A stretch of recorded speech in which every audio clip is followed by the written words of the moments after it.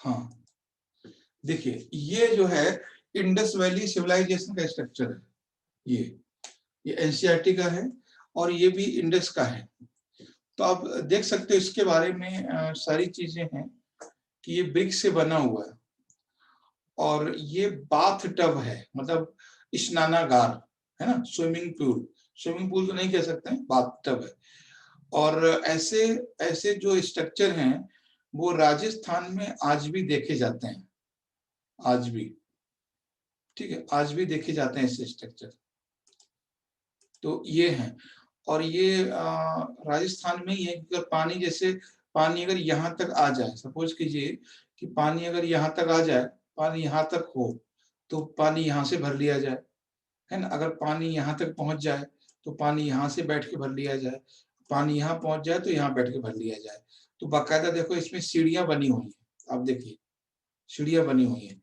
यहाँ से सीढ़ियां देखो, इस तरफ से आने की सीढ़ियां इसके लिए है, यहाँ से सीढ़ियां इसके लिए बनी हुई हैं, और यहाँ से सीढ़ियां इसके लिए बनी, यहाँ से सीढ़ियां इसके लिए बनी हुई हैं। तो मतलब पानी अगर नीचे भी चला जाएगा तो भी उसको वो लोग एक्सेस कर सकते हैं, उनको वहां से पानी को मिल सकता है। तो ये है, और ऐसे स्ट्रक्चर आज भी हैं वहां पे राजस्थान में। तो ये है, आप समझिए कि जो स्टोन से बने हुए, मिट्टी से बने हुए, और जो ड्रेनिंग सिस्टम क्या है, ड्रेनिंग सिस्टम ये प्रॉपर डेवलप है ना। ड्रेनिंग सिस्टम का मतलब होता है जो इंडस सिविलाइजेशन का रेजिडेंशियल एरिया है उसका पानी किस तरह से बाहर है, तो वो प्रॉपर डेवलप है, ठीक है, डेवलप है, और वो ब्रिक्स से बना हुआ है ना। वो ब्रिक्स से बना हुआ है, ईंटों से बना हुआ है, प्रॉपर ब्रिक्स से, पक्की ईंटों से बना हुआ है। और इंडस सिविलाइजेशन का सबसे बेस्ट चीज है वो ड्रेनेज सिस्टम ही है, सबसे बेस्ट। यानी कोई भी नाली खुली नहीं है। अगर आप अभी कभी आपने, दिल्ली में कैपिटल है इंडिया की, और कैपिटल में आप आओगे तो देखो कई सारे नाले खुले हुए, मतलब बहुत ज्यादा तो नहीं, लेकिन कुछ कुछ एरिया ऐसे अभी भी हैं जहां पर आपको नाला खुला हुआ दिख जाएगा। कई ऐसे रीजन है दिल्ली में। तो आप सोचिए आज 2021 में हम प्रॉपर नहीं कर पाए, और इनमें सबसे बड़ी बात थी जो जो ड्रेनेज सिस्टम था वो पूरी तरह से कवर था, पूरी तरह से कवर था, जैसे सीवर होता है उस तरह से, तो खुला हुआ नहीं था कहीं भी। तो आप ड्रेनेज सिस्टम की बात करेंगे तो डेवलप है, बहुत अच्छा है, यानी कोई प्रॉब्लम नहीं है। और दूसरा है ब्रिक्स, ईंटों से बना हुआ है पूरी तरह से, और कवर है ऊपर से। और स्ट्रीट कैसा है, जो गलियां हैं वो कैसी हैं, तो जो गलियां हैं वो भी बहुत डेवलप हैं।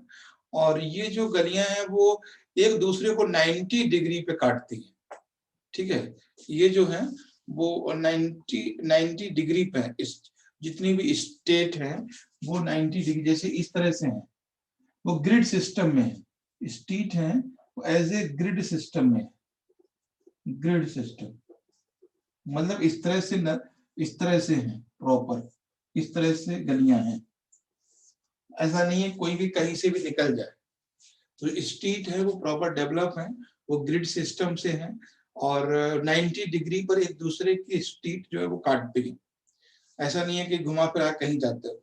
और ये सिस्टम आपको कहीं नहीं मिलेगा, मतलब कहीं क्या, अगर आप देखोगे जयपुर में सबसे अच्छा है ये, जयपुर में सबसे डेवलप है, उसके बाद चंडीगढ़ में बहुत डेवलप है, और मुंबई में कुछ एरिया में डेवलप है, और दिल्ली में भी बहुत, दिल्ली में मान लीजिए ये चीजें 10% दिल्ली में है। पूरा दिल्ली का जो एरिया है कैपिटल, मैं दिल्ली का बार बार जिक्र इसलिए करता हूँ क्योंकि ये कैपिटल है हिंदुस्तान का, तो इसको ज्यादा डेवलप होना चाहिए था बाकी एरिया से, लेकिन ये नहीं है। मतलब है हम लोग 2021 में भी अपने कैपिटल को डेवलप नहीं कर पाए अभी तक, वो लोग नहीं। और वो लोग 100% 90 डिग्री पे कवर करते थे। तो हिंदुस्तान में अगर आपसे पूछा जाए सबसे अच्छा जो अर्बनाइजेशन है वो किस सिटी का है, तो सबसे अच्छा है चंडीगढ़ का प्रेजेंट टाइम में।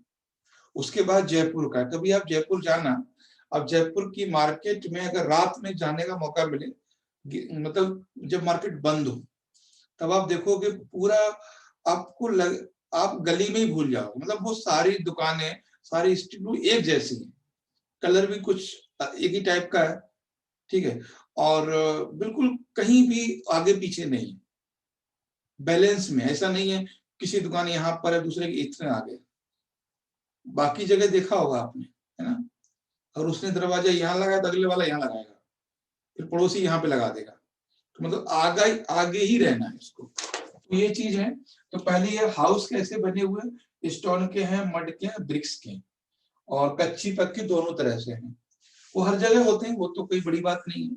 हमारे हिंदुस्तान में अगर आज हम देखेंगे तो आज भी है, कुछ लोग झोपड़ी में रहते हैं, कुछ लोग मिट्टी मकान में रहते हैं, लेकिन हाँ कम हो गए, यहाँ भी था।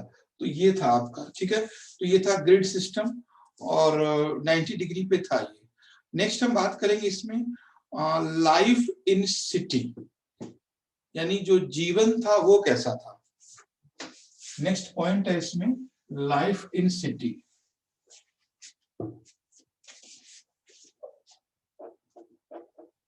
लाइफ इन सिटी,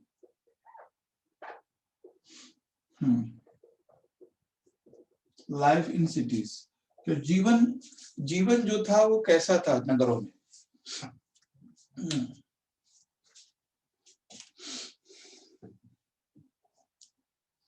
आप समझ जाएंगे सारी चीजें। एक वर्ड लिखूंगा मैं, अर्बन। जो अर्लीस्ट सिटी थे देवर इन अर्बन, वो अर्बन थे, है ना, कैसे थे, अर्बन, यानी वो और इंडस्ट्रियल एरिया थे, वो लोग इंडस्ट्रियल थे।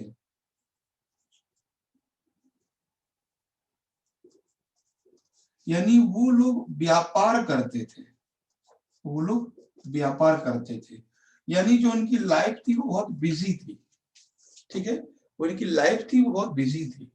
तो आप समझ ही गए होंगे कि जब अर्बन की बात कर रहे हैं तो लाइफ कैसी होगी। अर्बनाइजेशन है तो इंडस्ट्रियलाइजेशन होगा, इंडस्ट्रियलाइजेशन है तो ट्रेड भी होगा, और ट्रेड भी होगा तो एक दूसरे से मतलब कॉमर्शियली वो लोग ज्यादा जुड़े थे, मतलब वो व्यापारी लोग थे, ऐसा नहीं था। तो अब सारी चीजें हम समझ गए। अब व्यापारियों में क्या होता है, हर चीजें आप लोग प्रेजेंट से कनेक्ट कीजिए। जैसे मान लीजिए कोई मार्केट है तो कोई बड़ी इंडस्ट्री बना रहा है, जैसे और इंडिया की बात करें, इंडिया में जैसे रतन टाटा है, ठीक है, वो बहुत बड़े बड़े इंडस्ट्री एरिया बनाते हैं। वहीं पर फिर आते हैं मुकेश अंबानी, तो ये बिजनेसमैन है, तो ये एक तरह से कॉमर्शियल पर्पस से चीजों को लेकर आते हैं, है ना। और तीसरे प्लेस पे आते हैं छोटी छोटी इंडस्ट्री वाले लोग, फिर उससे कम। और एक जगह पे आप ऐसे भी उन लोगों को भी देखोगे जो लोग हाथ से खिलौने बना के बेचते हैं, हैंडीक्राफ्ट। तो मतलब आप समझ गए कि जो कुछ लोग इंडस्ट्री में इन्वॉल्व थे, कुछ लोग बिजनेस में इन्वॉल्व थे, और कुछ लोग छोटे छोटे इंडस्ट्री में इन्वॉल्व थे, और कुछ लोग हैंडीक्राफ्ट और छोटी छोटी चीजों में भी इन्वॉल्व थे।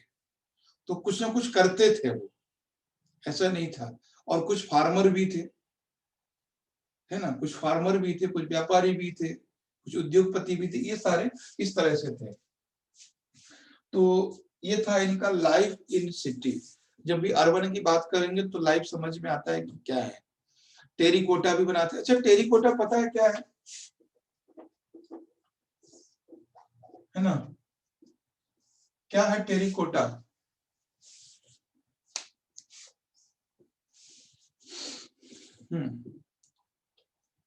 टेरिकोटा का मतलब था कि ये छोटे छोटे खिलौने बनाते थे टेरिकोटा में। हाँ, छोटे छोटे खिलौने बनाते थे टेरिकोटा में।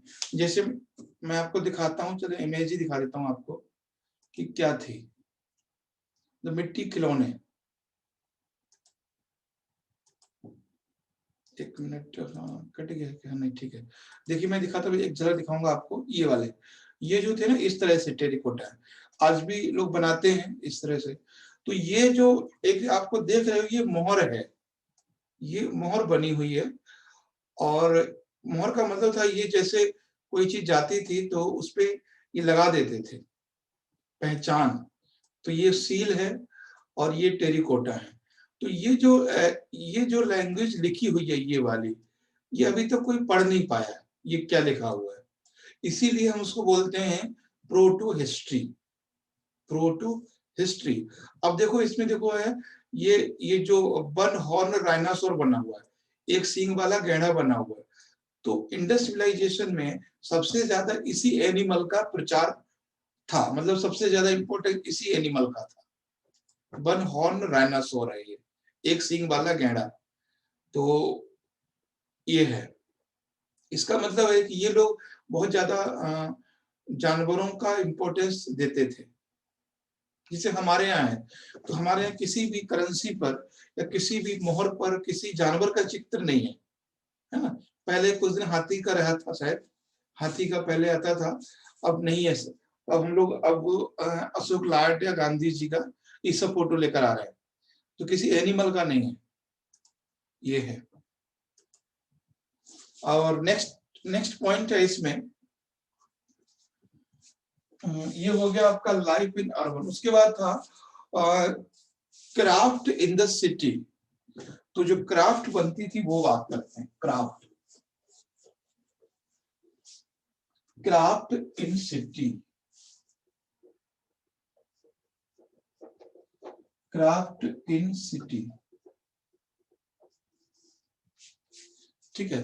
क्राफ्ट इन सिटी की अगर बात करें तो जो क्राफ्ट है वो किस किस की बनती थी इसमें।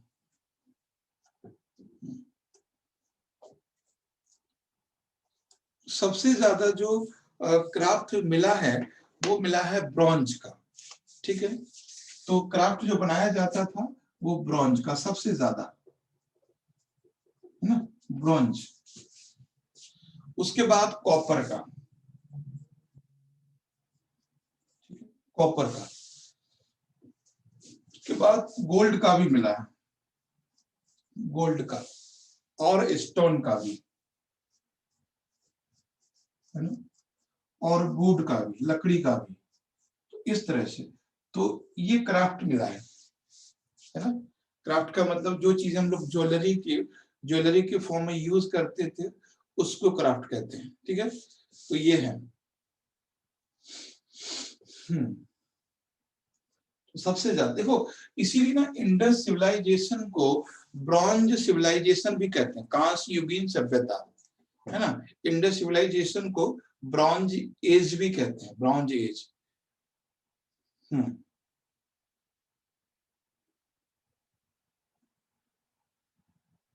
तो ये था इसमें। और नेक्स्ट है in search of raw material.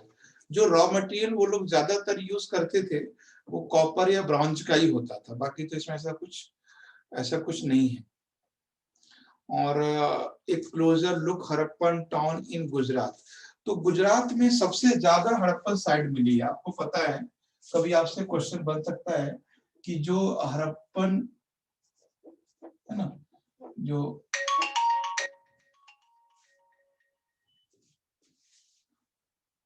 Harappan जो सिटी है वो सबसे ज्यादा गुजरात में मिले हैं, है ना, गुजरात में सबसे ज्यादा मिले। उसका रीजन बता सकते हैं, ऐसा क्यों है कि गुजरात में सबसे ज्यादा मिले।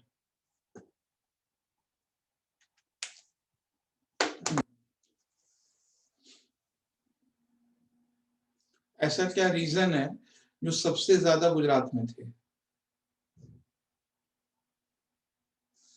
देखिए उसके दो रीजन है।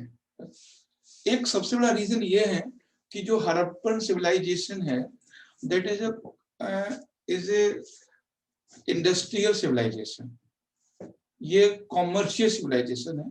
यहाँ के लोग ट्रेडर्स हैं, व्यापारी हैं। तो ये जो गुजरात वाला जो रीजन है वो सी रूट से जुड़ा हुआ है, पहली बात। अब आप खुद सोचिए कि कोई गुजरात में रहना पसंद करेगा कि बाड़मेर में, गुजरात में रहना पसंद करेगा।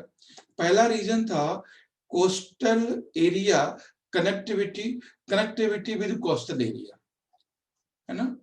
For sea route. पहला रीजन लिख लीजिए, connectivity with coastal area for sea roots.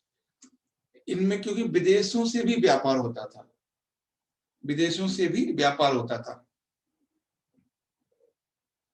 और दूसरा था कोस्टल क्लाइमेट, दूसरा रीजन था कोस्टल क्लाइमेट।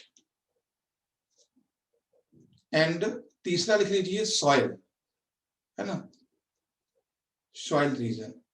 और जाहिर सी बात है कि जैसलमेर, बीकानेर, बाड़मेर वाला एरिया ज्यादा प्रोडक्टिव है या फिर गुजरात वाला, तो गुजरात वाला ज्यादा प्रोडक्टिव है। जैसे आप देखोगे सूरत वाला एरिया है, सूरत है, जूनागढ़ है, आनंद है, खासकर जो काठियावाड़ वाला एरिया है वो पूरा डेवलप एरिया है और एग्रीकल्चर अच्छा एरिया है। ठीक है, तो कभी आपसे क्वेश्चन बन सकता है। और बाकी चीजें हम लोग आगे भी इसको देखेंगे। बस यही उसमें पूछा गया है कि ऐसा क्यों है कि हड़प्पन टाउन इन गुजरात। तो हड़प्पा में कौन कौन से हैं? धौलावीरा है, सुरकोटडा है, लोथल है। ठीक है, ये लोकेशन है। नेक्स्ट हम बात करते हैं इसमें the mystery of the end. Hindu Indus civilisation का मिस्ट्री क्या था इंड होने का। ठीक है, तो जो हड़प्पन सिटी है ना, जो हड़प्पन सिटी है उनका एंड कैसे हुआ। ठीक है, उनका एंड कैसे हुआ, तो ये एक बहुत बड़ा क्वेश्चन है।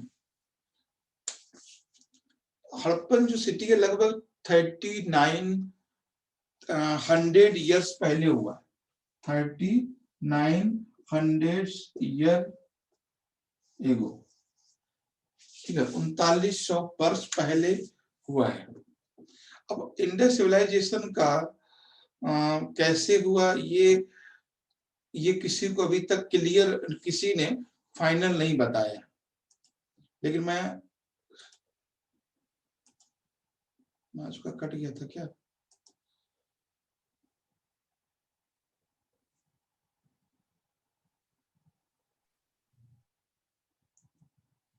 नाजुका थोड़ा डिस्कनेक्ट हुआ था क्या? yes, अभी मैंने देखा, तो कोई नहीं, ज्यादा तो नहीं छूटा है। बस ये हड़प्पन सिटीज एंड, कि किस तरह से हड़प्पन सिटी का एंड हुआ है, अंत हुआ है हड़प्पा। जैसे ये अलग अलग चीजें हैं, दो कॉन्सेप्ट हैं हड़प्पन सिविलाइजेशन को या हड़प्पन सिटी के एंड होने की। सबसे पहला कॉन्सेप्ट है वो है कि इसका क्लाइमेट चेंज हुआ। पहला कॉन्सेप्ट था कि क्लाइमेट चेंज हुआ, climate change of this region. पहला ये था कि कैसे, पहली बात है कि हड़प्पन सिविलाइजेशन का, हड़प्पन सिटीज का कैसे एंड हुआ। There is no single uniform, ऐसा कोई सिंगल नहीं है या फाइनल नहीं है, ऐसे हुआ। कुछ लोगों का कहना है कि क्लाइमेट चेंज की वजह से हुआ। कुछ लोगों ने बोला है यहाँ पर अटैक किया गया था, है ना, अटैक हुआ, विदेशी आक्रमण हुआ इसकी वजह से। कुछ लोगों ने बोला है कि यहाँ पर फ्लड आया था, फ्लड से हुआ है। तो ये अपने अपने कॉन्सेप्ट हैं। और जो एक मूवी आई थी ऋतिक रोशन की, मोहनजोदारो, उसमें भी फ्लड से ही बताया है, उसमें भी फ्लड से बताया है। तो ये चीज ध्यान रखना है कि ये अलग अलग कॉन्सेप्ट हैं। क्लाइमेट चेंज और जो अटैक, जो बाहरी लोग थे उन्होंने आक्रमण कर दिया, लोगों सबको मार दिया, और दूसरा था फ्लड, बाढ़। तो तीनों कॉन्सेप्ट है और अभी क्लियर नहीं पता है कि कैसे हुआ, फाइनल ये एक कॉन्सेप्ट नहीं है। लेकिन जो गवर्नमेंट के फ्लड की वजह से जो हड़प्पन सिटी था उनका एंड हुआ, वो खत्म हुए। ठीक, ये था। बाकी चीजें इसमें हैं कि इरिगेशन क्या था, कीवर्ड्स, खैर वो तो सब आगे करेंगे हम लोग। so what about 3900 years which you have written about? 3900 year मतलब end of the Harappan cities time period. हाँ, 3900 ईयर में पहले हड़प्पन सिटीज का एंड हुआ है, तो ये है। तो इसमें था हड़प्पन सिटीज एंड कब हुआ, तो ये टाइम पीरियड था। और उसमें क्या क्या कॉज हैं जो लोग डिस्कस करते हैं, तो बाहरी लोगों के आक्रमण से हुआ है खत्म, दूसरा क्लाइमेट चेंज से हुआ है, और तीसरा फ्लड से हुआ है। तो तीनों में से अभी फाइनल नहीं है, बट गवर्नमेंट ऑफ इंडिया ज्यादा मानता है कि फ्लड से हुआ है, ये चीज है। और बाकी जो हम लोगों का एक नेक्स्ट टॉपिक जो हम डाल ही देते हैं आज, वो है नेक्स्ट चैप्टर है आपका, 4th चैप्टर है, और उसमें ज्यादा कुछ नहीं था थर्ड वाले में, क्योंकि सारी चीजें बार बार इसकी रिपीट होगी, इसलिए ज्यादा कुछ नहीं बोला। नेक्स्ट है इसमें व्हाट बुक्स एंड, इसमें जो खासकर सबसे ज्यादा ओल्डेस्ट बुक कौन सा है, ओल्डेस्ट बुक इन वर्ल्ड, तो चौथा चैप्टर डाल लीजिए। तो उसमें पहला है इसमें oldest book, oldest book, oldest written material, तो ये है। तो कब से, ये मैंने पहले डिस्कस किया था कि सबसे पुराना रिटन मटेरियल क्या है ना।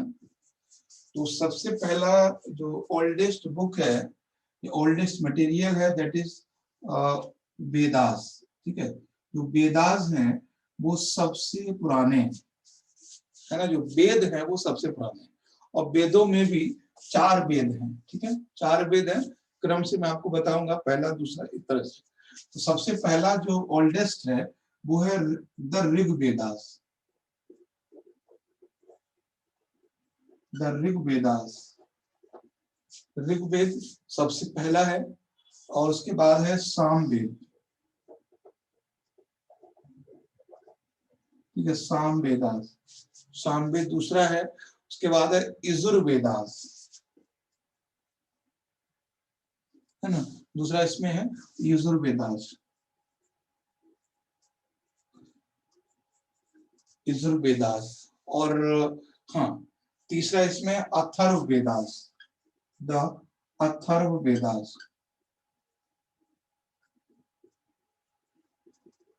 है ना, अथर्ववेदास। तो ये 4 वेद हैं आपके, सामवेद, ऋग्वेद, सामवेद, अथर्ववेद, यजुर्वेद। और ये जो अथर्ववेद है, that is about 3500 year old, ठीक। तो जो ऋग्वेदा है, हाँ, तो ऋग्वेदा है वो लगभग 35 ईयर्स ओल्ड है ये, ठीक है, 35 वर्ष पुराना है ये, 3500 ईयर्स पुराना है सबसे पहले, ठीक है। तो इसमें जो है लगभग 1000 हाइमन्स हैं, हाइमन्स मीन्स सूक्त हैं, ठीक है, लगभग 1000 जो इसके अंदर क्या है, हाइमन्स हैं, हाइमन्स 1000, यानी इनको कहते हैं लोग सूक्ता, सूक्त का मतलब होता है श्लोक, तो इसमें है।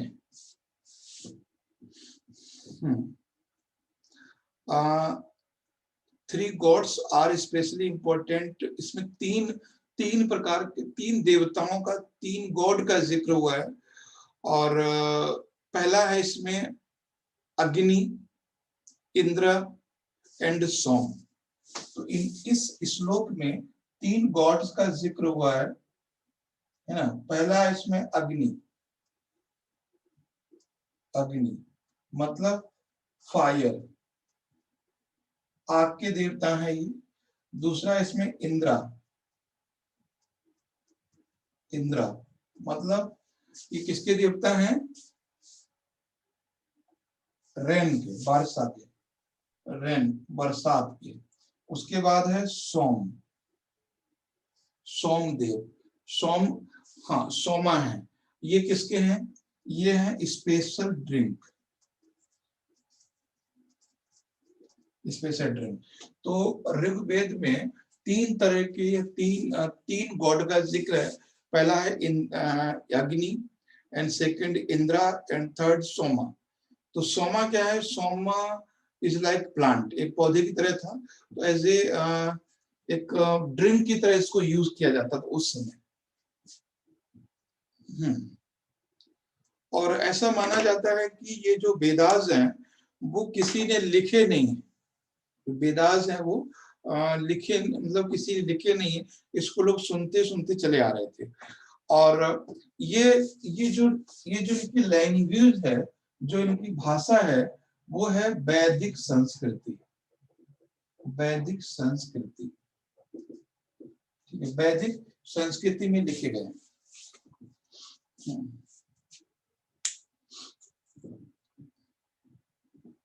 देखिए वैदिक जो संस्कृत है और अलग अलग लैंग्वेज है। तो आपको पता है कि जो संस्कृति है, इंडिया की जो संस्कृत है, वो इंडो यूरोपियन फैमिली की है। इंडो यूरोपियन फैमिली की बहुत सारे ऐसे वर्ड हैं जो जो संस्कृत से लिए गए अंग्रेजी में।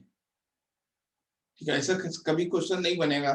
तो क्वेश्चन सिर्फ इतना समझना हमें कि why Sanskrit is known as the mother of all language. Why Sanskrit is known as mother of all language, क्यों बोला जाता है? तो क्योंकि कई सारे ऐसे वर्ड है इंग्लिश के जो संस्कृत से लिए गए। जैसे उनका मानना है कि जो मदर है वो मात्र से लिया गया। हमारे यहाँ जो मात्र बोलते हैं माँ को, उसी से मदर वर्ड लिया गया। तो इसी तरह से कहना है। तो पूछेगा कभी which language is known as a mother of language, तो सभी भाषाओं की माता को, माँ जो मदर है, वो संस्कृत को कहा गया है। कि बहुत सारे ऐसे वर्ड हैं जो अदर लैंग्वेज में संस्कृत से लिए गए। ठीक है, तो ये है। बाकी तो इसमें हम लोग देखेंगे। और एक था इसमें विश्वामित्रा, और उसके बाद था, टाइम हो गया क्या? हाँ, नेक्स्ट इसमें देखते हैं। इसी तरह समझेंगे हम लोग लाइफ ऑफ ऋग्वेदा पीरियड। तो ऋग्वेदा पीरियड की लाइफ क्या थी? Life of Rigveda period, Rigveda period, Rigveda period की लाइफ क्या थी उसको बस हम लोग समझ लेंगे।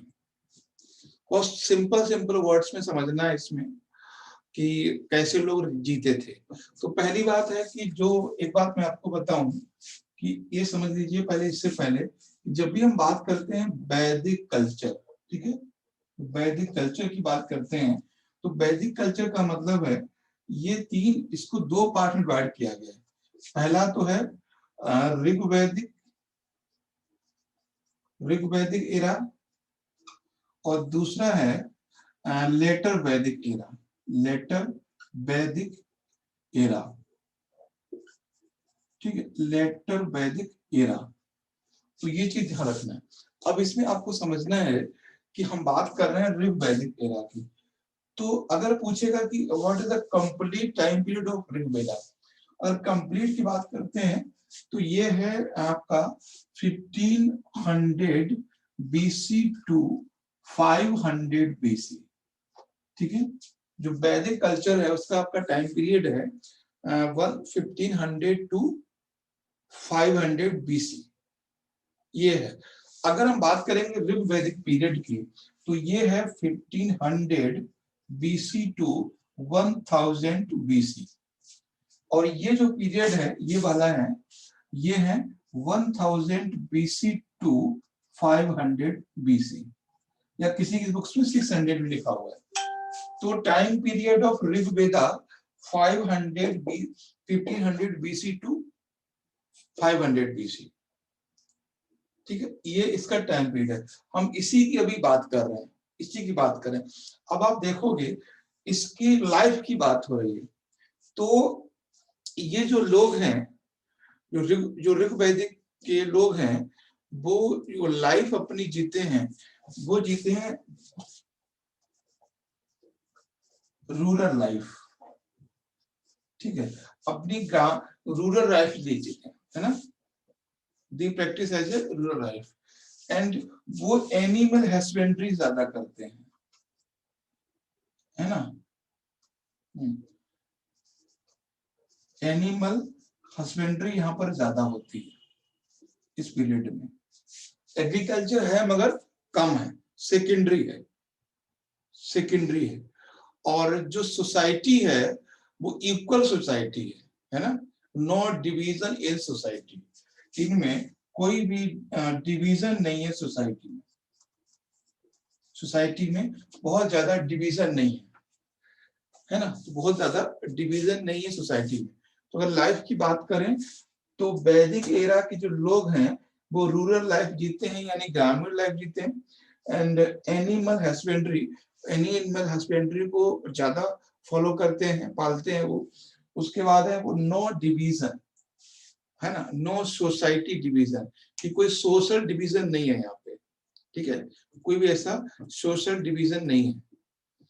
और ये है, उनमें ऐसा कुछ भी नहीं था कि बहुत वो मतलब किसी चीज को एक जगह रह के करते, तो बहुत ही डेवलप सोसाइटी नहीं थी, डेवलप सोसाइटी नहीं थी। बाकी हम लोग जैसे बाकी जो है सामवेद है, यजुर्वेद है, अथर्ववेद है, इसको हम हो सकता है अगले चैप्टर में, अगले एनसीईआरटी में देखें। इस एनसीईआरटी से ऋग्वेदा के बारे में बात हुई थी, इसी पीरियड के बारे में बात हुई है। अब इसमें नेक्स्ट टॉपिक लिख लीजिए, कल हम लोग करेंगे, वो है megalithic age, megalithic age, megalithic age या मेगालिथिक एरा। तो ये है मेगालिथिक एज या एरा। ये इसका बस शुरू कर दीजिए, 3000 ईयर्स पहले का था ये, ठीक है, इसको हम लोग कल ही करेंगे, ज्यादा सही रहेगा, ठीक है। अफरोज, नाजुका, क्लियर है?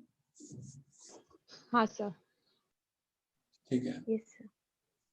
कल मिलते हैं इसी टॉपिक के साथ।